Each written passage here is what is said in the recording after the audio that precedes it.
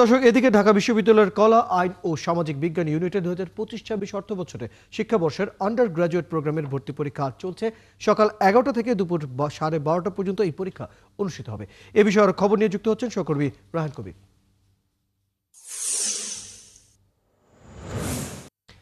রায়হান, এই মুহূর্তে আপনি কোথায় আছেন এবং কেন্দ্রের পরিবেশ কেমন দেখছেন?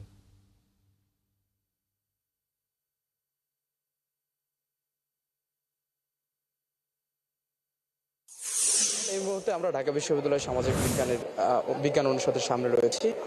আজ সকাল 11টা থেকে ঢাকা বিশ্ববিদ্যালয়ের কলা, আইন এবং সামাজিক বিজ্ঞান অনুষদের যে ভর্তি পরীক্ষাটি সেটি অনুষ্ঠিত হতে যাচ্ছে এবং ঠিক আমার পিছনেই যে শিক্ষার্থীরা যারা ভর্তি ইচ্ছুক আছেন তারা এখানে ভিড় জমিয়েছেন, তারা তাদের পরীক্ষা কেন্দ্রে যাচ্ছেন এবং তাদের যে অভিভাবক রয়েছে তারা ঠিক এই জায়গাটিতে অবস্থান করছেন। তাদের যে শিক্ষার্থী রয়েছে বা যে আত্মীয় রয়েছে তাদেরকে ভেতরে প্রবেশ করিয়ে দিয়ে তারা এখানে অপেক্ষা করছেন।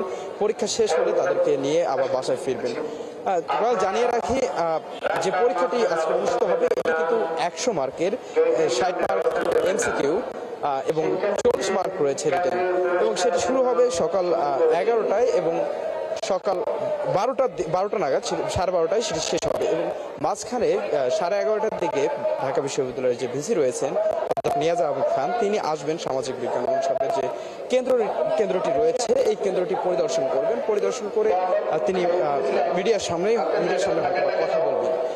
এবং আরেকটু জানিয়ে রাখি যে পরীক্ষাটি হচ্ছে, এটির সিট সংখ্যা হলো 2934টি এবং 2934টি সিটের বিপরীতে শিক্ষার্থীরা পরীক্ষা দিচ্ছে প্রায় 1,08,000-এর মতো শিক্ষার্থী।